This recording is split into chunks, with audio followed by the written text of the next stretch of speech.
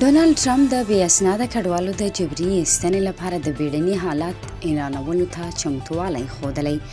د امریکا نوی منتخب ولسمشر ډونالډ ټرمپ په دغه هیواد کې د بې اسناده کډوالو د جبري ایستلو له امله د ملي بېړني حالت د اعلانولو لپاره چمتووالی ښودلی دی. په یو بیانیه کې ډونالډ ټرمپ ویلي چې هغه به د امریکا په تاریخ کې په لوی شمیر د بې اسناده خلکو د شړلو لپاره ټولې پوځي اسانتیاوې وکاروي. ډونالډ ټرمپ د ټاکنیز کمپاین پر مهال په وار ویلي و چې ټول بې اسناده کډوال به له دغه هیواده وباسي. هغه دا هم په ډاګه کړې وه چې تر ټولو مخکې به هغه بې اسناده کډوال ایستل کیږي چې په جرمونو کې ښکیل وي. دغو څرګندونو په متحده ایالتونو کې د بشري حقوقو د مدافعینو نیوکې هم راپارولې دي.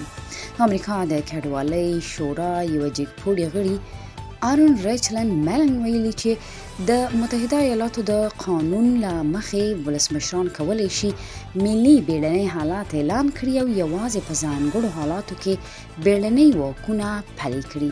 نوموړي زیاته کړي د کډوالو د ایستنې لپاره د پوځي ځواک کارول به په ځانګړو حالاتو کې نشي راتلی.